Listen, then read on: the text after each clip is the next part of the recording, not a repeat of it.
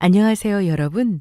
오늘은 제가 30 남짓의 짧은 인생을 살면서 정말 잊을 수 없는 사건을 들려드리려고 합니다. 두 번 다시는 겪고 싶지도 않고 생각하기도 싫은 일인데요. 바로 저의 파혼 사연입니다.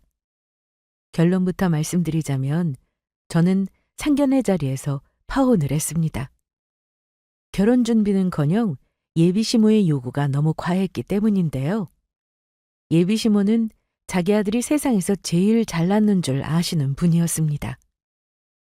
사실 남자친구와 연애할 때부터 예비 시모가 조금 과하게 아들을 귀하게 여긴다는 느낌을 받긴 했어요. 남자친구가 변호사라서 자부심이 크신 건 이해했지만 그게 지나칠 정도였거든요. 남자친구가 잘난 건 사실입니다.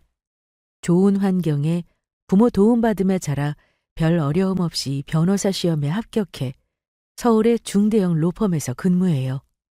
저는 중등 교사로 우리 둘은 소개로 만났습니다. 동료 교사 중에 남편이 변호사예요. 저랑 너무 잘 어울릴 만한 사람이 있다며 소개해줬는데 2년 정도 연애하고 결혼 말이 나왔습니다. 처음부터 두 사람 성격도 잘 맞았고 가정 환경도 어느 정도 넉넉한 집안에서 자란 티가 났던지라 서로 운연중에 결혼 상대로 이만한 사람이 없다고 생각했고 자연스레 결혼을 생각했습니다.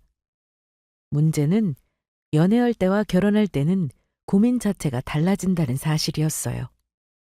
연애할 때는 둘만 생각하니 즐거운 일만 있었는데 결혼 말이 나오고 나서부터는 상대방의 가족을 조금씩 알아가다 보니 예상 못했던 고민거리가 생기더라고요. 특히나 저는 예비 시어머니 되시는 분을 결혼 전에 몇 번 만났는데 볼 때마다 이분 보통이 아닌 분이구나 하고 느꼈습니다. 사실 예비 시모가 만만치 않은 분이라는 건 남자친구를 통해 미리 들어서 알고는 있었어요. 인사드리러 가기 전에 이런 말을 했었거든요. 우리 엄마가 조금 까다로우실 수도 있어. 워낙 완벽주의자시라. 보험일도 오래 하셨고 공부 욕심도 많으신 분이거든. 그래서 우리 다 키우시고 나서 방통대도 졸업하신 분이야.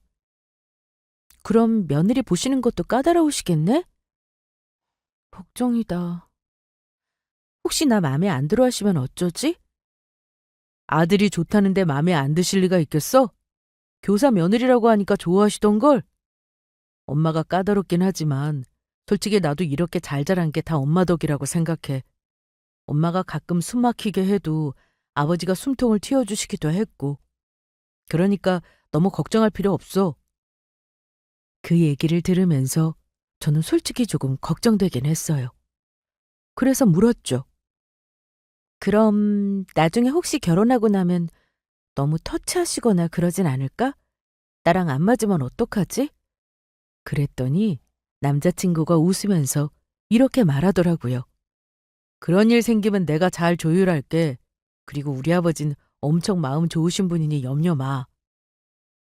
그때는 남자친구 말을 듣고 어머니가 까다로우셔도 나를 마음에 안 들어 하실 거란 생각은 하지 못했습니다.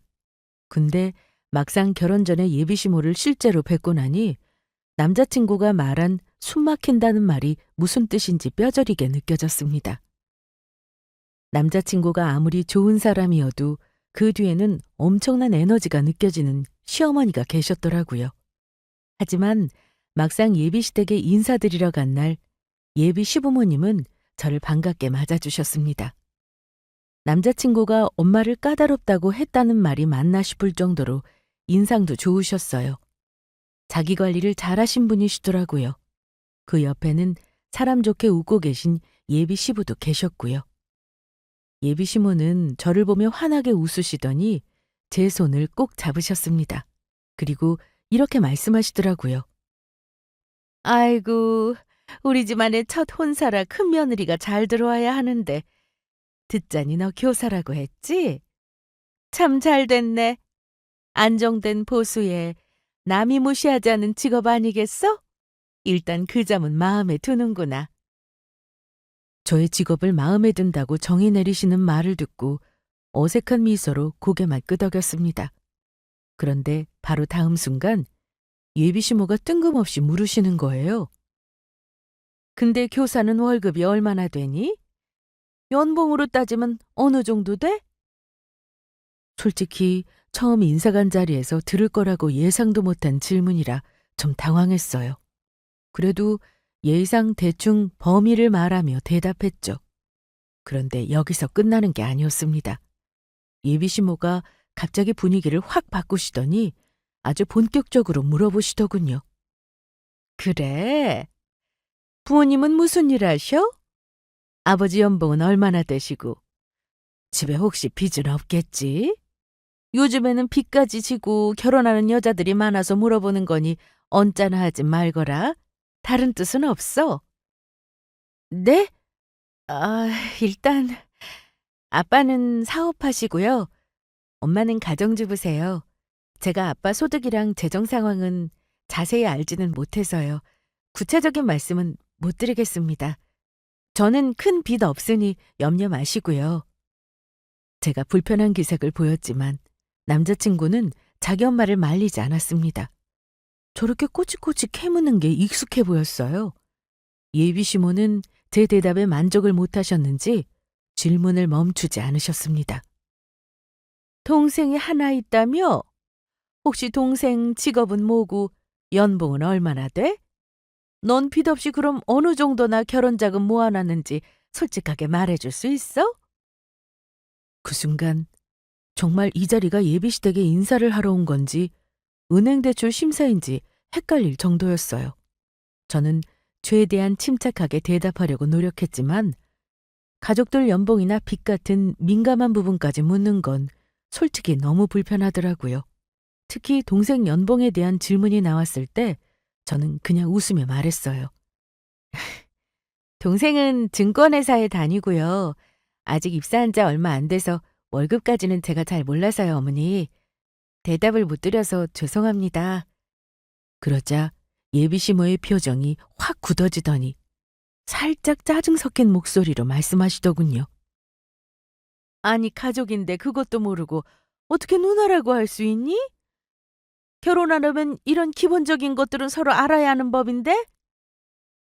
그러자 보다 못한 예비시부가 끼어드셨습니다. 어허, 여보, 그만해. 새아가가 인사하러 와서 당신한테 질려서 가겠어. 그런 건 처음 인사 온 아이한테 왜 물어보는 건데? 아이고, 당신은 뭘 모르면 가만히 있어요. 내가 안 물어보면 이런 걸 누가 물어보겠어요? 나중에 어차피 알게 될 거 지금 물어보는 게 뭐가 어때서요? 그래도 그렇지. 딱 보니 됨됨이가 괜찮은 아이 같은데 물어볼 질문이 어찌 그것뿐이야. 그만하라면 그만해, 당신. 그만하면 됐어. 그래요, 엄마. 아버지 말대로 하세요. 더 물어보면 저도 민망해요. 오늘 즐겁게 인사드리고 가려고 했는데 왜 자꾸 곤란한 질문만 하세요. 다른 얘기할 게 얼마나 많은데.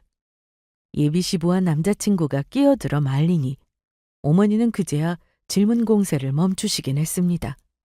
하지만 저는 이미 그 자리가 어찌나 불편했는지 시간이 너무 더디게 느껴지더라고요.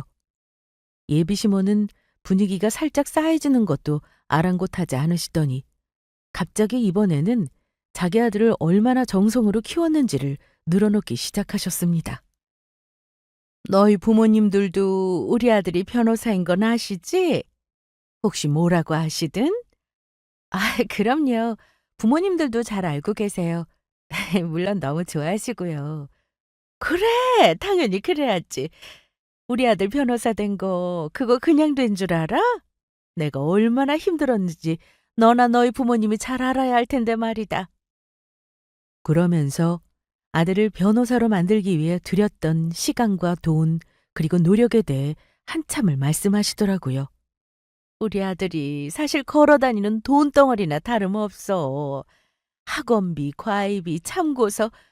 우리 아들 공부할 땐 나도 잠을 설쳤다니까. 남편이 버는 돈으로 애들 교육비가 어디 감당이 됐겠어? 그래서 남들이 놀러 다닐 때 나는 이랬어. 보험 일하면서 아들 하나 변호사로 만들려고 그 고생을 했지. 다 내 노력 덕에 아들이 잘 된 거란다. 저는 고개만 끄덕이며 듣고 있었어요. 그런데 갑자기 저를 보며 이렇게 말씀하시는 겁니다. 그러니까 너도 참 운이 좋다. 우리 같은 집안에 시집오고 말이야. 선생이라는 직업이 전문직도 아닌데 변호사 남편 얻어 결혼할 기회가 어디 쉽겠어? 네가 정말 복 받은 거야. 그 말을 듣는데 순간 마음이 복잡해지더라고요. 예비 시모는 그런 제 표정을 신경도 쓰지 않으신 채 마치 자랑이라도 하듯 계속 말씀하셨습니다.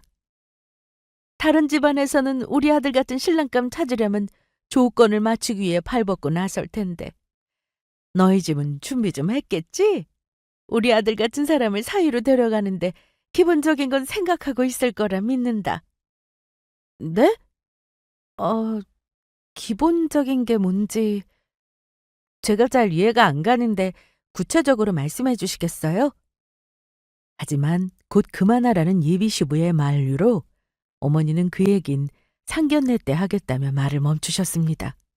여보, 누가 들으면 아들 유세 심하다 하겠어. 이제 적당히 했으니 그만해. 내가 무슨 아들 요새를 했다고 그래요? 있는 그대로 얘기한 건데. 당신은 모르겠지만 우리 아들이 변호사 되고 나서 선자리가 얼마나 줄을 섰었는지 말도 못해요. 암튼 이 얘기는 나중에 상견례 때 다시 해야겠구나. 내 말 잘 기억하고 있으렴? 저는 인사를 마치고 돌아오면서 영혼이 탈탈 털린 기분이었습니다. 예비시댁에 인사드리고 집에 돌아온 날, 저는 결국 남자친구와 크게 다투고 말았어요. 그날 있었던 예비시모 행동이 너무 불편했는데 남자친구는 아무 말도 없이 가만히 있는 모습만 보인 게 아무리 생각해도 정말 괘씸하더라고요. 오늘 어머님이 나한테 한 말 다 들었지. 그런데 아버님만 어머님 만류하시고 오빠는 왜 아무 말도 안 했어? 내가 얼마나 곤란했는지 뻔히 알면서? 제가 따져 묻자 남자친구는 당황한 듯 말을 얼버무리더니 이렇게 답하더라고요. 아니, 내가 뭘 어떻게 해야 하는데.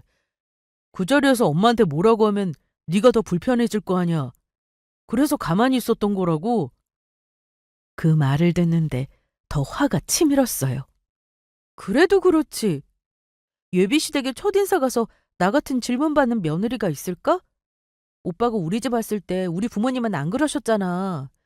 우리 아직 결혼한 거 아니야. 인사만 드린 거라고. 아니다 싶으면 우리 결혼 안 할 수도 있어. 그러자 남자친구는 한숨을 쉬며 변명 아닌 변명을 늘어놨습니다. 그래서 우리 엄마는 원래 좀 그런 분이라고 말씀드린 거잖아. 근데 내가 거기서 너 편만 들면 네가 더 미운 털 박혔을 거야. 어머니가 벌써부터 마누라 편만 든다고 하셨을걸? 내가 일부러 모른 척한 게 아니라니까. 어쨌든 기분 나빴다면 정말 미안해. 앞으로는 내가 알아서 다 해결할게. 믿어줘. 그 말을 듣는데 한편으로는 조금 안심되기도 했지만 한편으로는 씁쓸한 기분을 떨칠 수가 없었습니다. 어쨌든 저는 남자친구를 한 번 더 믿어보기로 했습니다. 그럼 앞으로는 내가 정말 나 곤란한 일 당하면 어머니랑 부딪힐 거야? 오늘처럼 가만히 보고만 있는 일은 없을 거지? 제가 다시 확인하듯 물었더니 남자친구가 고개를 끄덕이며 말하더군요. 내가 다 알아서 할게. 앞으로는 네가 곤란한 상황 없도록 내가 막을 거니까 걱정하지 마. 그 말을 믿었던 게 제 실수였을까요? 그 순간만큼은 정말로 남자친구가 저를 위해 중간에서 잘해줄 거라고 생각했습니다. 제가 예비시댁에 인사드리고 나서 우리 부모님도 사이될 사람의 가족이 어떤지 궁금해 하셨습니다. 제가 대접을 잘 받고 왔는지 부모님은 저를 마음에 들어 하셨는지도요. 우리 딸, 오늘 김서방 부모님네 인사는 잘 드리고 온 거지? 집안 어른들은 어떠신 것 같니? 엄마가 걱정 반 기대 반으로 물으셨습니다. 인사는 잘 드렸으니 걱정 마. 집안 어른들이야 뭐 평범하시던데? 그래? 너한테 별 말씀은 안 하셨고? 너는 느낌이 어땠니? 사실 그때 속에 있던 모든 찜찜함을 솔직하게 다 털어놨어야 했습니다. 상견례 내내 불편했던 이야기, 예비 시모가 지나치게 요구했던 조건들, 제 직업과 집안까지 지나치게 캐물었던 모든 것들. 하지만 부모님 얼굴을 보는데 왠지 말씀드리기가 망설여지더라고요. 남자친구가 앞으로는 중간에서 어머니와 문제가 생기면 다 해결하겠다는 말을 믿었기 때문에 모든 걸 솔직히 말씀드리지 못했습니다. 결국 저는 억지로 웃으며 이렇게 말했어요. 뭐 그냥 조금 까다로우신 분 같긴 한데 남자친구도 잘하니까 괜찮아요. 별일 없을 거예요. 엄마는 여전히 걱정스러운 얼굴로 말씀하셨죠. 그래도 결혼은 두 사람만 하는 게 아니니까 신중해야지. 그렇게 인사간잘해서 느낌도 중요해. 혹시라도 무리한 요구를 하거나 네가 힘들 것 같으면 엄마한테 꼭 말해야 한다. 물론 김서방 하는 거 봐서는 별일 없겠지만 혹시나 해서 말하는 거야. 아빠도 고개를 끄덕이며 덧붙이셨어요. 네 엄마 말이 맞다. 뭐든 엄마랑 아빠한테 얘기해야지 숨기거나 혼자 해결하려고 하면 안 돼. 결혼은 평생의 일이잖니. 그 말을 듣고 속으로는 모든 걸 다 말씀드려야 하나 고민했지만 결국 저는 그때도 웃으며 넘어갔어요. 아니에요. 괜찮아요. 뭐 딱히 이상한 느낌 받거나 그런 건 없어요. 마음에 걸리는 게 생기면 그때 얘기할게요. 하지만 방에 혼자 앉아 있는데 마음 한구석이 찜찜하고 무거운 느낌을 지울 수가 없었어요. 솔직하게 다 말했어야 했나? 아니면 그냥 이대로 괜찮을까? 복잡한 생각들이 머릿속에서 떠나지 않더라고요. 그 이후로도 저는 예비 시모를 몇 번 더 뵙게 됐어요. 상견례 자리에서의 찜찜함이 여전했지만 사람은 처음 보고 다 알 수 없는 법이라며 스스로를 설득했습니다. 어머니를 좀 더 만나면 어떤 분인지 더 잘 이해할 수 있을 거라고 생각했거든요. 그런 마음을 먹고 몇 번 만나 뵙고 대화를 나눠봤는데 솔직히 말하면 그럴수록 더 혼란스러워졌어요. 예비 시모의 아들 사랑은 정말 상상을 초월했거든요. 한 번은 제가 남자친구와 데이트를 하고 집에 바래다 주면서 예비 시모를 마주친 적이 있어요. 그런데 어머니께서 대뜸 남자친구를 보며 다그치시더라고요. 예, 아침부터 쉬지 않고 아침부터 나가더니 쟤 만나고 있었구나. 근데 너 오늘 밥은 제대로 챙겨 먹었니? 아침에 엄마가 차려놓은 밥은 다 먹고 갔어? 남자친구가 민망한 듯 웃으며 대답했죠. 내 엄마 아침도 잘 먹고 갔고 점심 저녁도 여자친구랑 같이 잘 먹었어요. 예비 시모는 남자친구 대답을 듣고는 저에게 이런 말을 하시더라고요. 예, 우리 아들이 원래 밥 거르는 버릇이 있어서 내가 꼭 챙겨야 해. 네가 결혼하면 이제는 다 네 몫이야. 우리 아들 건강 관리는 신경 좀 써줘야 한다. 알겠지? 제가 아들을 키우려고 결혼한 건 아니지만 그 정도 말에는 웃으며 대답했죠. 네, 어머니. 결혼하면 저도 오빠 건강에 신경 쓸게요. 그러자 어머니가 갑자기 한숨을 쉬며 말씀하시는 거예요. 그래, 그럼 됐어. 우리 아들은 예전에 공부할 때부터 예민해서 음식이 조금만 이상해도 속이 안 좋아진단다. 그러니 음식할 때도 조미료는 절대 쓰지 말고 조심해야 해. 그리고 변호사가 얼마나 스트레스가 많은 직업이니. 음식이 제일 중요한 거야. 결혼하면 나한테 배울 게 아주 많을 거다. 어머니 말에 따르면 내가 이 사람과 결혼해서 해야 할 게 참 많더라고요. 그런데 이번에는 남자친구가 중간에서 어머니 잔소리를 차단하긴 했습니다. 엄마, 아직 결혼도 안 했는데 부담을 주시고 그래요. 그리고 내가 애도 아니고 건강은 스스로 관리하는 거죠. 그런 소리 자꾸 하시면 저 결혼 전에 지연이 이제 우리 집에 안 데려올 거예요. 남자친구가 저러니 어머니는 말없이 아들에게 눈을 흘기시더라고요. 남자친구가 제 편을 들어주는 걸 보니 그래도 기분이 전보다는 좀 낫더군요. 자기 아들만 위하는 어머니 말에 마음이 걸렸지만 한 번 더 넘어갔습니다. 그리고 한동안은 저도 바쁘게 지내느라 또 잊게 되더라고요. 그 와중에 양가 부모님은 상견례 날짜를 잡으라고 하셨습니다. 그런데 상견례를 한 달인가 앞두고 어머니가 저를 한번 보자고 하시더라고요. 이번에는 또 무슨 일로 나를 부르시나 걱정이 되었지만 아들 자랑이나 잔소리 비슷한 걸 하시겠거니 생각하고 예비시댁에 갔습니다. 그런데 그날따라 어머니가 저한테 이상한 소리를 안 하시더라고요. 오늘따라 웬일인가 싶어 저도 즐겁게 담소를 나누며 식사를 마쳤습니다. 그런데 남자친구와 예비시부가 잠시 자리를 비운 사이 어머니가 저를 조용히 부르시더라고요. 잠깐이면 되는데 둘이 얘기 좀 할까? 네, 어머님, 말씀하세요. 아들이 있는 데서 얘기하면 또 그만하라고 난리 칠까봐 말을 못하겠더구나. 기회가 생겼을 때 빨리 얘기해야겠다 싶어서 말이지. 이번에는 어머니가 무슨 말씀을 하시려 일어나 싶어 또 한 번은 남자친구와 함께 외식을 한 후 어머니께 인사드리러 갔을 때였어요.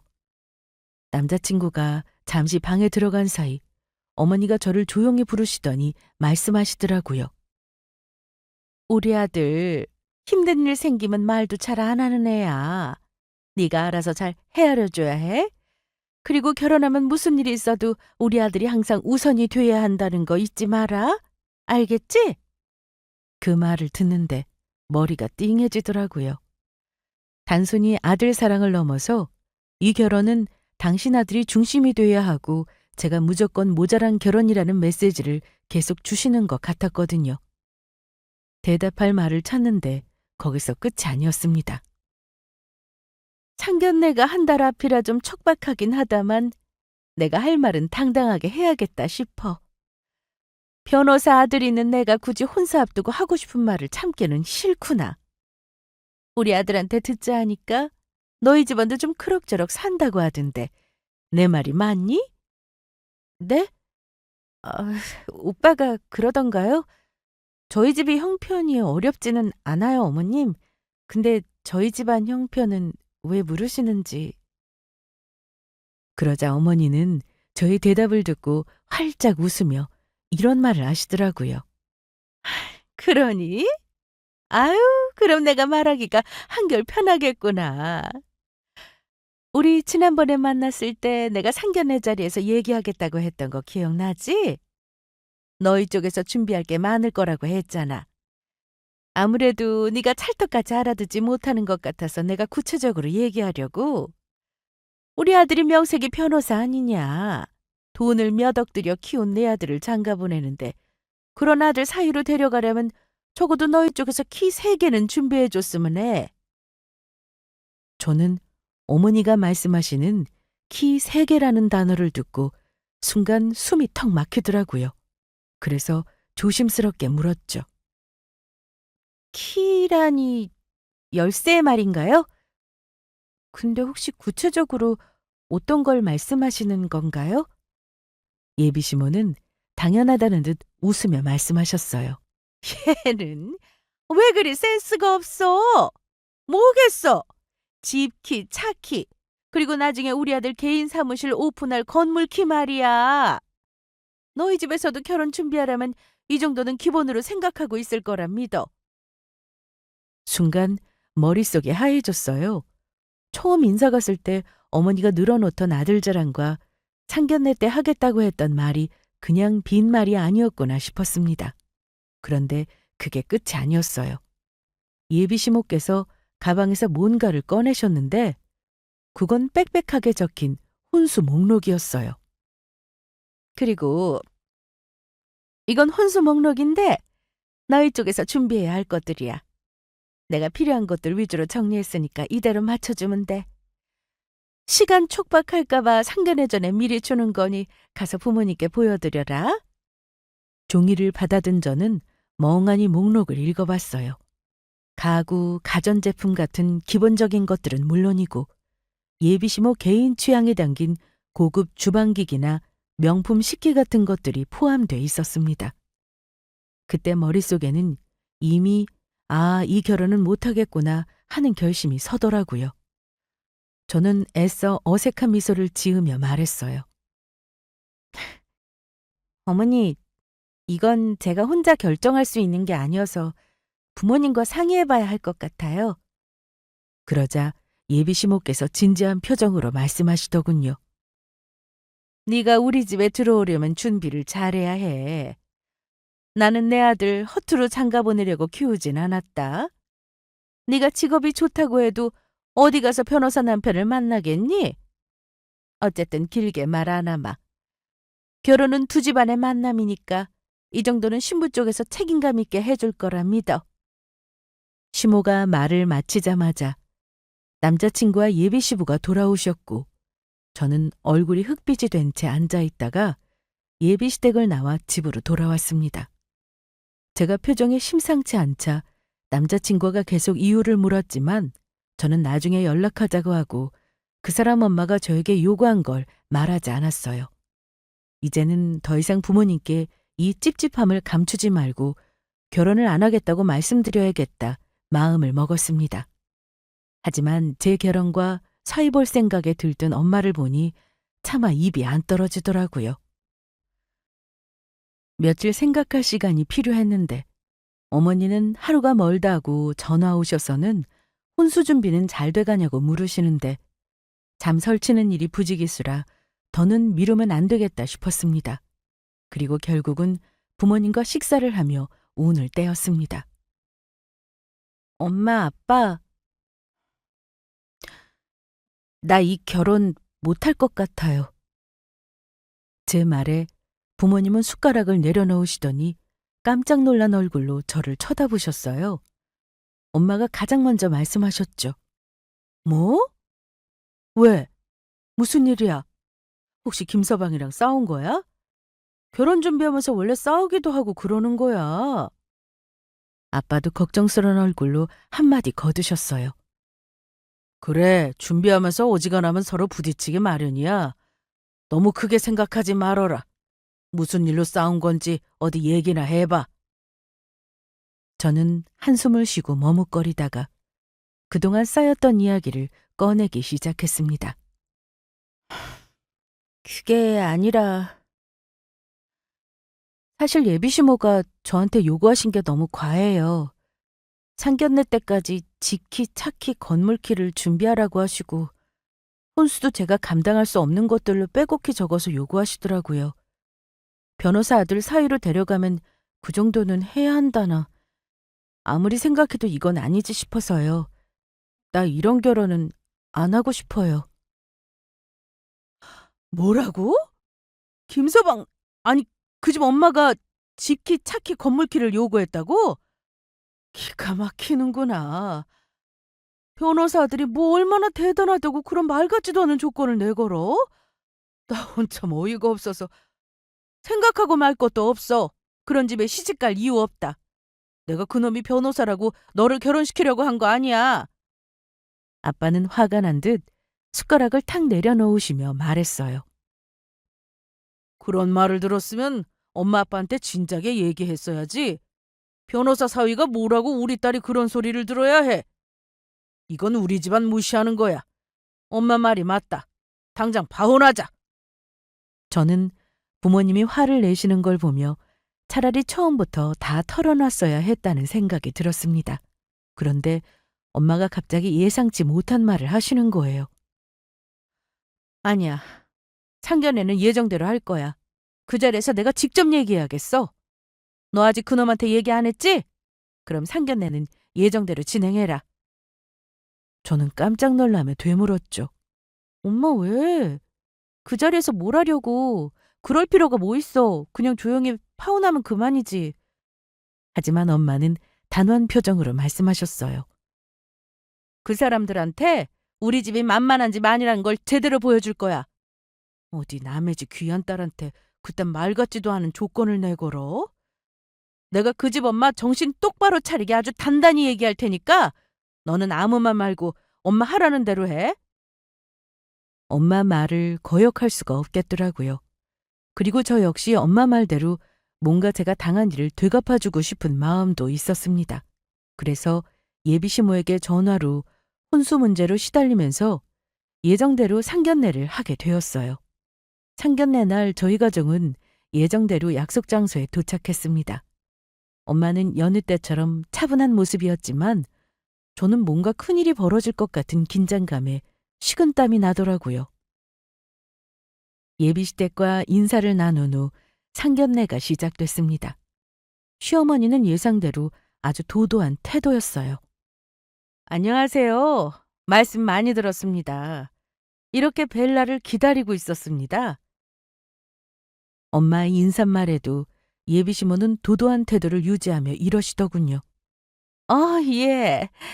저도 말씀 많이 들었습니다. 오늘 얘기 나눌 것들이 참 많죠? 사돈댁에 변호사인 우리 아들이 장가가니까 어떠신가요? 참 좋으시죠? 그 말에 엄마 아빠는 조용히 웃기만 하셨습니다.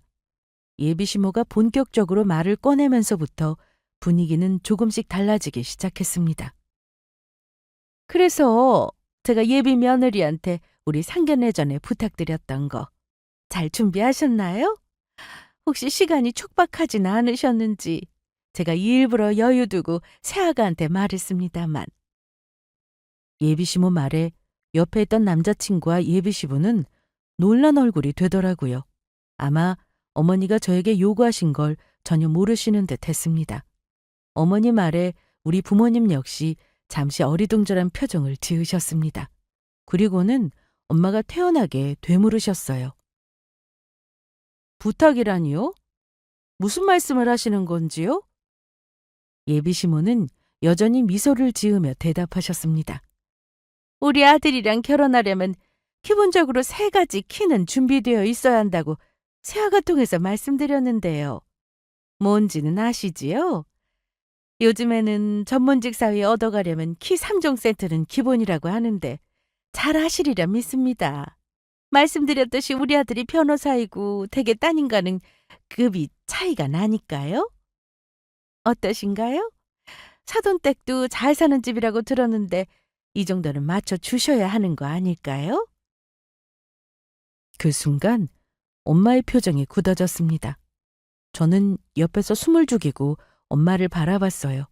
그런데 엄마는 뜻밖에도 차분한 목소리로 말씀하셨어요.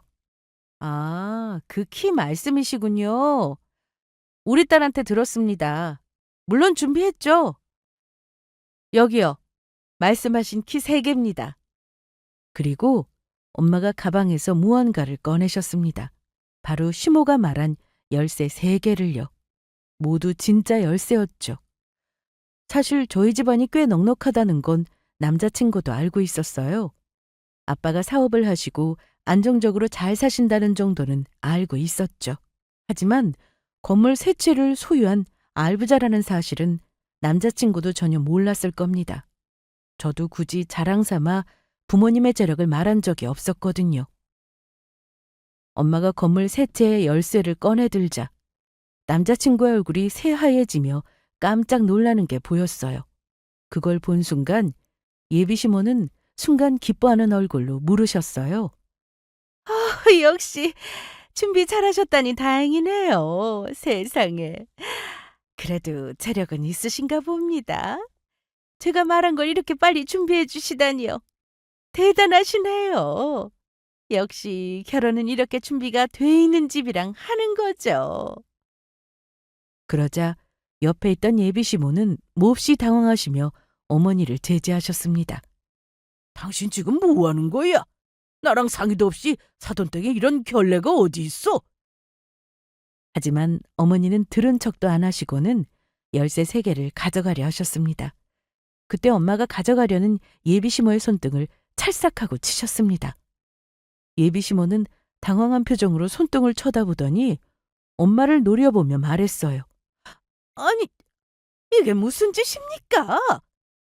엄마는 미소도 없이 차분한 목소리로 말씀하셨어요. 제가 이 열쇠를 드린다고 한 적은 없는데요. 그냥 보여드린 겁니다. 그쪽 집안에서는 평생 구경할 일이 없을 열쇠니까요. 어디 보기만이라도 해보시라고 가져왔어요. 그 말에 예비시모의 얼굴이 굳기 시작했지만 엄마는 멈추지 않으셨어요. 이 키가 뭔 줄 아세요? 이건 제가 소유한 건물 3채의 열쇠입니다. 집키, 차키, 사무실키 따위를 요구하시는 걸 듣고 저희 집안에서는 너무 간소해서 이렇게 건물 키 3개를 가져와 보여드리려고 했죠. 그러면서 엄마가 열쇠를 들고 흔들며 마지막으로 쐐기를 박듯 말씀하셨습니다. 이 키 어디 만져만 보시겠어요? 아마 평생 구경 못할 열쇠니까요. 그제서야 예비시모의 웃음기가 사라지며 물으셨어요. 그게 무슨 말씀이시죠? 엄마는 눈도 깜빡이지 않고 딱 잘라 말씀하셨어요. 제가 드리고 싶은 말씀은 간단합니다. 우리 딸을 아들 가지고 장사려는 집안에 시집 보낼 생각은 없습니다. 이 결혼 여기서 끝내겠습니다. 당신들 아들이 변호사가 아니라 변호사 100개라고 해도 신뢰요. 오늘 이 자리도 파혼 정식으로 통보하려고 나온 겁니다. 우리 딸한테 키 3개 해오라고 할 때부터 이미 끝난 인연인 줄 아셔야죠. 그리고 대체 이따위 혼수 목록은 뭐랍니까? 이것도 돌려드리지요. 엄마는 예비시모가 요구한 혼수 목록이 적힌 종이를 도로 내미셨습니다. 예비시모는 순간 말을 잃은 듯 멍한 표정을 지으셨고 예비시부와 남자친구는 돌아가는 상황을 파악하고는 고개를 숙이며 한숨을 내쉬었습니다. 분위기는 완전히 얼어붙었고 예비시모는 당황한 표정으로 말을 이어갔죠. 아니, 그게 무슨 말씀이세요? 벌써 열쇠는 준비까지 하셨으면서 이제 와서 파혼이라니 말이 된다고 보세요? 여기까지 와서 그런 말을 하면 어떻게 하라는 거예요? 그렇게 쉽게 끝낼 문제가 아니에요. 결혼은 두 집안의 약속이고 지금 와서 이러면 다들 무슨 꼴이 되겠습니까? 엄마는 시모 말에 얼굴빛 하나 변하지 않고 태연하게 대답하셨어요. 결혼은 사랑과 신뢰로 시작하는 거예요. 결혼 당사자 두 사람이 가장 중요한 법이고요. 그런데 이렇게 조건부터 따지고 압박하는 상황에서 저희 딸이 행복할 수 있을 거라고 생각하시나요? 저는 그렇게 보지 않습니다. 이 결혼은 못 시킵니다. 예비시모는 얼굴이 빨개지며 목소리를 높이기 시작했어요. 조건이라뇨? 결혼이 현실인데 현실적인 걸 따지는 게 뭐가 문제예요? 저희 아들이 변호사니까 이 정도 요구는 당연한 거 아닙니까? 그 말을 듣자마자 아빠가 차갑게 끼어드셨습니다. 그게 당연한 요구라고요? 저희 딸은 물건이 아닙니다. 사람을 사랑하는 마음 없이 조건만 따지는 결혼이라면 그건 우리가 절대 동의할 수 없는 일입니다. 아들 장가 잘 보내고 싶으시면 똑똑히 알아두세요. 오늘 일은 두고두고 기억하셔야 할 겁니다. 그러자 예비시모가 남자친구를 바라보며 소리쳤습니다. 너는 가만히 앉아서 뭐 하는 거야? 이게 다 너 결혼 얘긴데 입도 뻥끗 안 하고 있으면 어떡해? 남자친구는 당황한 표정으로 어머니를 진정시키려 했어요. 엄마, 제발 그만하세요. 저 엄마 때문에 이 결혼 못할 것 같아요. 지금 무슨 짓을 하신 건지 알고는 계시냐고요. 내가 뭘 잘못했는데? 우리 아들 변호사 만들려고 내가 얼마나 고생했는데 그에 맞는 조건을 요구하는 게 잘못이야? 엄마, 대체 나모르게 지연이한테 무슨 요구를 하신 거예요? 왜 아들이 장가가는 줄 모르고 엉뚱한 짓을 하셨어요? 예비시모는 얼굴이 빨개지며 다시 반박하려 했지만 그 순간 예비시부가 더는 참지 못하는 듯 갑자기 자리에서 일어나더니 시모를 향해 뺨을 날리시며 소리를 질렀습니다. 그만해! 당신이 지금 무슨 짓을 하고 있는지 몰라? 이게 다 당신 탓이야. 조건. 그렇게 따지다가 결국 이 사단을 만든 거잖아. 우리 아들 인생 망치지 말고 가만히 좀 있어. 뭐야 당신. 그렇다고 이런 자리에서 사람을 쳐요? 나를 왜 이렇게 못된 사람으로 만드는 건데요? 다 우리 아들 좋자고 한 일인데. 순간 상견례 자리는 완전히 찬물을 끼얹은 듯 조용해졌습니다. 예비시모는 충격을 받은 듯 입을 다물고 있었고 예비시부는 더 이상 말을 잇지 못하고 고개를 푹 숙였습니다. 그 사이 남자친구가 절 바라보며 다급하게 말했어요. 제발 나한테 한 번만 더 기회를 줘. 내가 엄마를 설득할게. 너한테 절대 이런 일 없도록 내가 다 해결할게. 진짜야. 그 말에 저는 잠시 멈칫했지만 결국 고개를 저었습니다. 아니야. 이제 더는 못 참겠어. 이런 결혼은 내가 바라는 결혼이 아니야. 우린 여기까지가 맞는 것 같아. 그만하자. 저는 사람 좋다는 예비 시부가 손찌검까지 하실 정도로 화난 모습을 보며 내심 놀라기도 했죠. 그건 우리 부모님도 마찬가지셨는지 엄마가 제 손을 잡으며 일어나셨어요.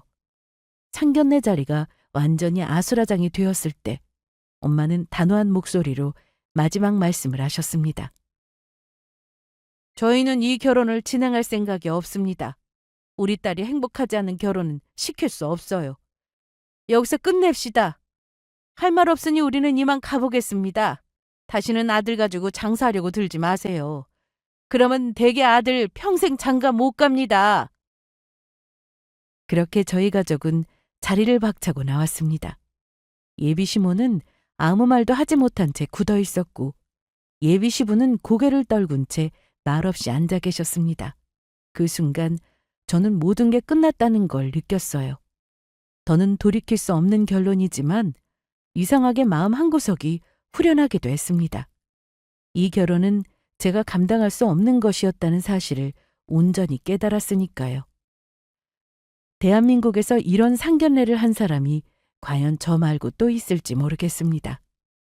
상견례를 마치고 집으로 돌아오는 길, 차 안에서 우리 가족은 말없이 앉아 있었어요. 부모님은 아무 말씀 안 하셨고 저 역시 조용히 창밖만 바라보며 마음을 정리하고 있었습니다. 집에 도착한 후 엄마가 저를 조용히 부르셨어요. 잘했어. 네가 더 이상 힘들어지기 전에 끝낼 수 있어서 정말 다행이다. 오늘 어찌 그동안 속상했던 거 좀 풀렸니? 아빠도 고개를 끄덕이며 말씀하셨죠. 결혼하기 전에 그런 집안인 걸 알았으니 다행으로 생각하자. 더 좋은 사람 만날 수 있어. 그런 집안과는 아무리 좋은 신랑감이라도 행복할 수 없었을 거다. 결혼은 두 사람이 하는 거지만 가족도 중요하거든. 그 순간 그동안의 무거웠던 마음이 스르르 풀어지는 기분이 들었어요. 부모님이 제 결정을 존중해 주시고 함께 제 편이 되어 주신다는 걸 느낄 수 있었거든요. 생각보다 이별의 아픔은 힘들지 않았습니다. 워낙 예비 시모에게 질렸던 탓이겠죠. 하지만 아니나 다를까 며칠 후 저를 포기하지 못하는 남자친구에게서 연락이 왔습니다. 난 아직도 널 포기할 수 없어. 제발 한 번만 더 기회를 줘. 내가 엄마랑 제대로 얘기할게. 네가 싫다고 하면 아예 엄마랑 안 보고 살 생각도 있어. 내가 이렇게 하면 다시 우리 결혼 생각해 볼래?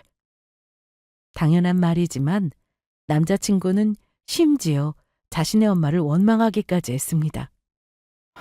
내가 엄마를 너무 믿었던 것 같아. 네가 그렇게 힘들었는데 내가 제대로 막지 못한 것도 정말 미안해. 다 내 잘못이야. 엄마한테 너무 끌려다녔어. 이제 나도 확실히 정신 차렸으니까 한 번만 믿어줘. 근데 나도 굳이 말하자면 너한테 서운하더라. 나 너희 집이 그렇게나 잘 사는 줄 몰랐어. 왜 말 안 한 거야? 저는 애써 웃으며 대답했어요. 굳이 말할 필요가 없었으니까. 우리 사이에서 중요한 건 이런 게 아니었잖아. 어쨌든 지연아, 한 번만 더 생각해줘. 이번엔 진짜 네가 상처받지 않게 내가 다 해결할게. 정말이야. 아니, 오빠가 엄마와의 관계를 어떻게 하든 나는 더 이상 오빠랑 결혼할 생각은 없어.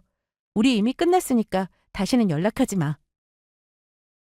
다급하게 애원했지만 하지만 저는 단호히 대답했어요. 아니야, 이제 그만하자. 오빠도 잘 알잖아. 이 결혼은 우리 둘만의 문제가 아니라는 거. 이미 부모님들도 감정이 상하셨잖아.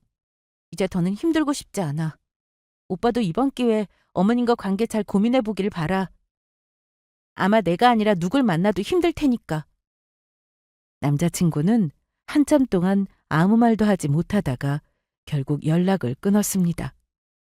애초에 어머니가 끼어들어 말도 안 되는 요구를 했을 때부터 우리 관계는 사랑과 신뢰가 아닌 조건으로 얽히기 시작했음을, 그리고 그런 조건이 우리 관계를 더 이상 이어지게 할 수 없음을 남자친구도 느끼고 있었을 겁니다.